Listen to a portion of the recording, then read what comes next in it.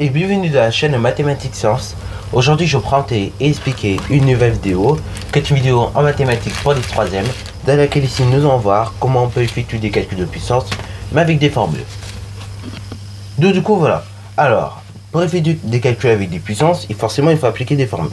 Alors bon, du coup avant, je vous rappelle vite fait ces 4 formules, et ben je vous laisse mettre la vidéo en pause pour éventuellement essayer d'écrire en une seule puissance chaque opération.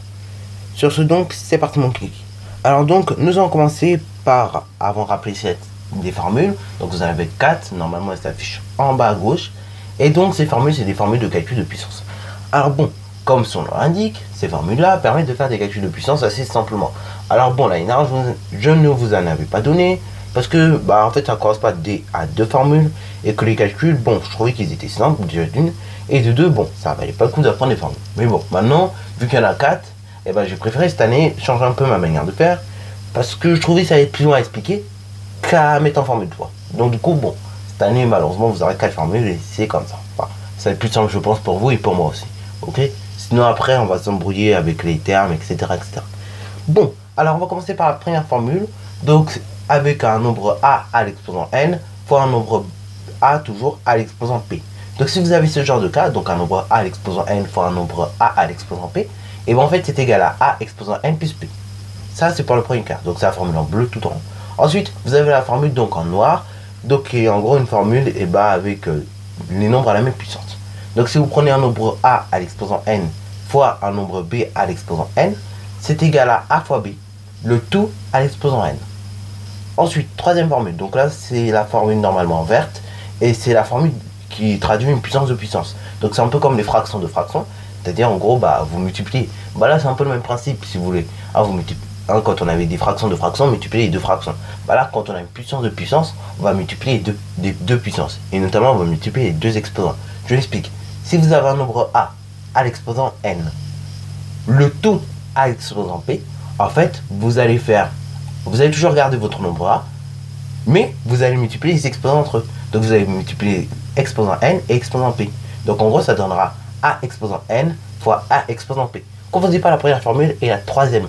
La troisième formule, c'est des puissances de puissance, tandis que la première, c'est une formule classique, si vous voulez, pour effectuer des...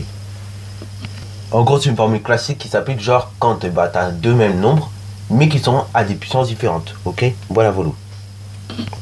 Et enfin, dernière formule, c'est la formule donc pour effectuer justement un quotient de puissance. Donc là, d'où l'utilité d'avoir défini dans la dernière vidéo ce que c'était que l'exposant négatif, parce que là on va en avoir besoin dans cette vidéo, vous allez voir. Donc là justement voilà, pareil, et ici pour les quotients de puissance, si vous prenez un nombre a à l'exposant n divisé par un nombre a à l'exposant p, c'est égal à un nombre a à l'exposant n moins p. Ok, donc vous soustrayez, en fait les exposants vous allez les soustraire. Ok, vous allez soustraire l'exposant que vous avez au numérateur par l'exposant que vous avez au dénominateur, et vous garderez toujours le même nombre qui ici était a dans mon exemple de la formule. Bon, ça c'est bien beau, mais maintenant on va voir qu'est-ce que ça donne dans la pratique.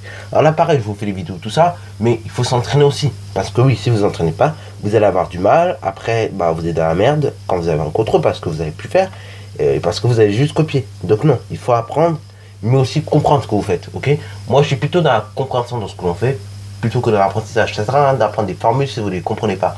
C'est vrai, bon, je vous dis, il faut tout le temps apprendre ces formules, oui, mais si vous ne les comprenez pas, au bout d'un moment, ça ne sert à rien, ok? Donc plutôt essayez de comprendre les formules d'où elles viennent, et après, vous les apprendrez, ok? Parce que sinon, ça ne passe pas, ok? Essayez de trouver la logique, en fait, tout simplement. Et dès que vous aurez trouvé cette logique, ça ira tout ça dans vos têtes, ok? Bon, je vous dis tout de suite, les formules, à chaque fois, je vous dis les formules de tête, parce que croyez pas, j'écris les formules sur une feuille, mais elles s'affichent. Et du coup, mes formules, moi, je suis obligé de les avoir en tête. Mais c'est parce que dans ma tête, c'est logique, les formules. Mais sinon, si les formules n'étaient pas logiques, croyez pas que dans ma tête, j'allais vous dire à chaque fois, je sais telle formule parfaitement. Ce serait pas... Enfin, vous voyez le truc. Bon, alors, du coup, calcul A.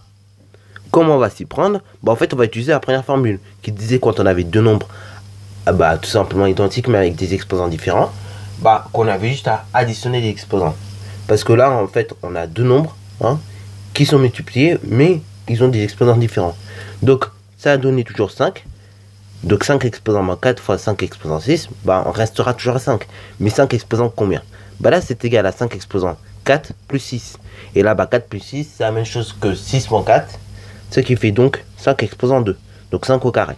Alors 5 au carré, on aurait pu très bien écrire cela aussi. 25. Bon, là, vu que le but de l'exercice était d'écrire en une seule puissance, je laisserai donc 5 au carré. Alors ensuite, on a 2 exposant 4 fois 5 exposant 4. Là, pareil, on a deux nombres à la même puissance, au même exposant. Donc du coup, on va appliquer cette deuxième formule qui nous dit que bah, justement, on doit tout simplement multiplier donc les deux nombres et bah après multiplier ces deux nombres. Une fois qu'on a multiplié ces deux nombres, et bah multiplier, enfin tout simplement le mettre à son exposant. Donc, vous allez comprendre. Là, nous avons 2 à l'exposant 4 fois 5 à l'exposant 4. Bah d'abord, on va prendre les nombres. Attention, là, les 4 qui sont en haut, c'est des exposants.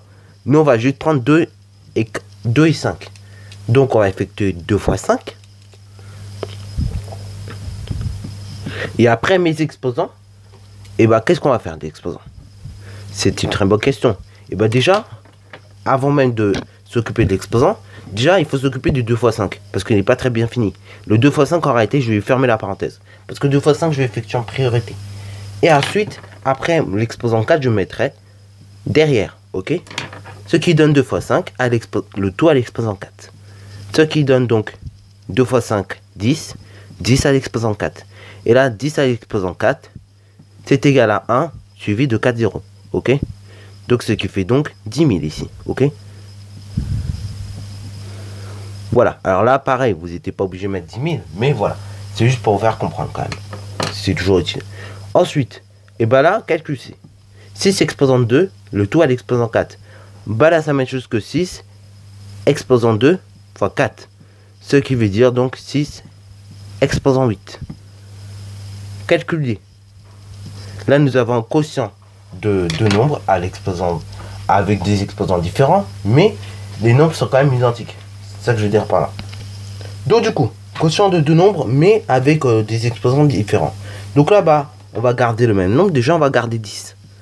Et après, il ne reste plus qu'à soustraire nos exposants. Donc, on va soustraire 9 moins 9 moins 6. Alors du coup, je vais vous écrire l'opération. Donc là, on a à faire 9 moins, ok, moins 9 moins plus 6, ok. Alors donc, moins et plus, ça fait moins, ok. Donc du coup, ça fait moins 9 moins 6. Et là, moins 9 moins 6, vous savez que ça fait moins 15. Donc là, on se retrouve à effectuer 10 exposants moins 15. Et là, 10 exposants moins 15, vous voyez que c'est plus intéressant de le laisser comme ça. Mais si vous regardez bien, en fait, et bah c'est finalement un 0 suivi de 15 chiffres après un virgule. Ok, voilà, voilà. Bon, vous pouvez aussi le retenir comme ça. Sur ce, bon, la vidéo est terminée. Donc si tu as bien aimé, n'hésite surtout pas à la liker, commenter et bonne annonce à toi en mathématiques et en sciences.